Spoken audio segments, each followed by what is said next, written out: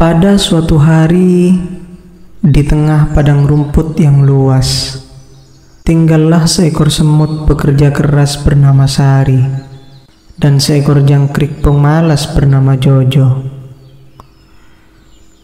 Sari selalu sibuk mengumpulkan makanan untuk persediaan di musim dingin. Sementara Jojo lebih suka bermain dan bernyanyi di bawah terik matahari. Sari, semut yang rajin itu, selalu bangun pagi untuk bekerja. Dia berkeliling padang rumput mengumpulkan biji-biji dan remah-remah untuk disimpan. Sari tahu bahwa musim panas tidak akan berlangsung selamanya dan musim dingin akan segera datang. Di sisi lain, Jojo, jangkrik yang gemar bersenang-senang, memandang pekerjaan Sari sebagai sesuatu yang sia-sia. Jojo selalu berkata, "Hei Sari, mengapa kamu bekerja sekeras itu? Musim panas masih panjang. Ayo bersantai dan bernyanyi bersama." Namun, Sari tetap pada pendiriannya dan tidak mau bergaul dengan Jojo yang pemalas. "Musim dingin akan tiba dan aku harus siap," jawab Sari setiap kali diajak oleh Jojo. Hari berganti hari, Sari terus bekerja keras, sementara Jojo terus bermain dan bernyanyi. Tidak lama kemudian, musim dingin pun tiba. Salju mulai turun, menutupi padang rumput dengan selimut putih yang dingin. Sari sudah siap.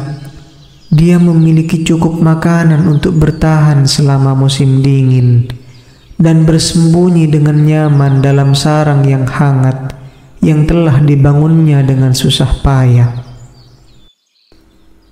Jojo di sisi lain tidak siap.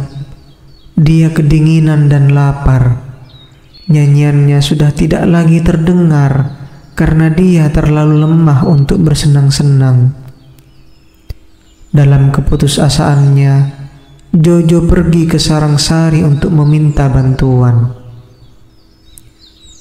"Tolong Sari, aku kelaparan dan tidak memiliki tempat untuk berlindung dari dingin," ratap si Jojo.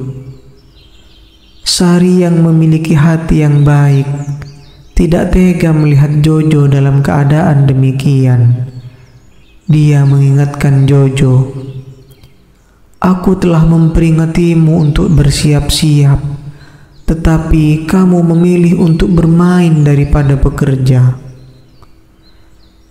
Namun, Sari tidak bisa melihat teman padang rumputnya menderita.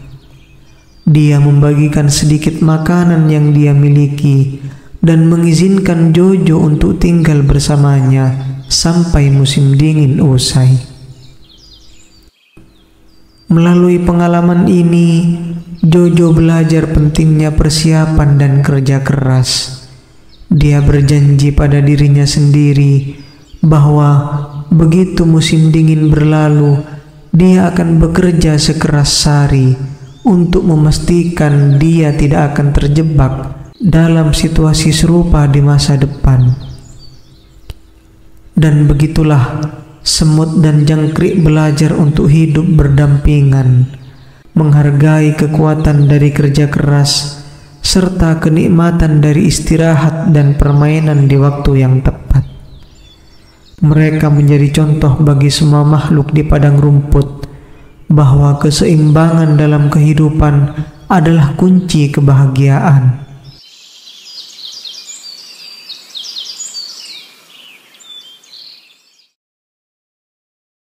Dahulu kala di tepi sebuah danau yang tenang dan subur, terdapat sebuah padang lumut, di mana kodok-kodok kecil bermain dan bersenandung bahagia di bawah sinar matahari yang lembut. Di tengah-tengah kodok-kodok tersebut, ada seekor kodok muda yang bernama Kobi.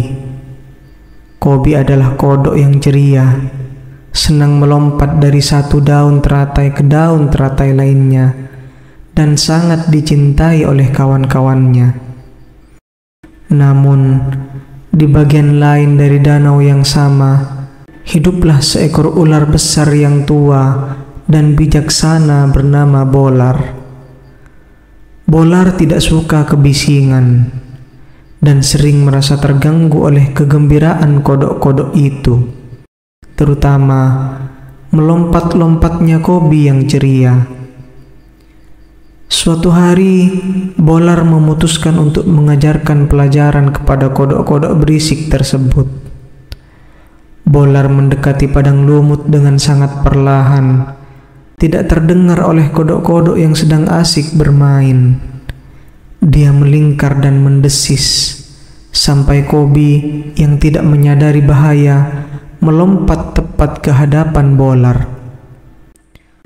"Oh, kodok kecil," bisik Bolar dengan suaranya yang mendalam. "Apakah engkau tidak tahu cuaca hari ini terlalu cerah untuk melompat-lompat tanpa perhatian?" Kobi yang terkejut dan takut tidak bisa bergerak atau bersuara. Dia belum pernah melihat ular sebesar dan seberbahaya Bolar. Kami hanya bermain, Tuan Ular." Akhirnya Kobi menjawab, suaranya bergetar. "Aku mengerti, tetapi dunia tidak selalu seindah padang lumut ini," lanjut Bolar. "Bahaya mengintai di setiap bayangan, dan makhluk seperti aku bisa dengan mudah menjadikan makhluk kecil seperti engkau santapanku." Kobi yang merasa hikmat di hati Bolar berkata, "Jika engkau mengajarkan kepadaku cara menghadapi dunia yang bahaya itu, maka aku yakin semua kodok akan mendengarkan perkataanmu dan belajar untuk lebih berhati-hati." Bolar terdiam sejenak, menimbang-nimbang kata-kata Kobi yang penuh kejujuran tersebut. Akhirnya, ia mengangguk perlahan, memutuskan untuk membagikan hikmahnya. Selama beberapa hari berikutnya, Bolar mengajarkan kodok-kodok cara mendeteksi bahaya, mengenali tanah yang berbahaya untuk diinjak, dan cara bersembunyi dari pemangsa. Kobi menjadi murid yang penuh semangat, menyebarkan ilmu yang dipelajarinya ke teman-temannya dan menyelamatkan banyak kodok dari nasib buruk. Berkat Bolar, komunitas kodok menjadi lebih bijaksana dan hati-hati, sementara masih menikmati keceriaan alam mereka. Sedangkan Bolar, meski masih menyukai kesendirian, kini merasa sebuah kehangatan di hatinya, mengetahui bahwa dia telah membuat sebuah perbedaan yang positif di dalam komunitas kecil makhluk yang sebelumnya ia anggap hanya sebagai gangguan. Kobi dan Bolar, sang kodok dan ular itu, selalu mengingat pertemuan mereka dengan perasaan rasa syukur. Dan dari hari itu, danau yang subur itu tidak hanya dipenuhi oleh tawa kodok-kodok, melainkan juga oleh rasa saling menghormati dan kebijaksanaan yang dibawa oleh persahabatan yang tidak terduga. Dan begitulah padang lumut dan danau tetap menjadi tempat di mana cerita tentang persahabatan, kecerdasan, dan keseimbangan kehidupan terus bergema.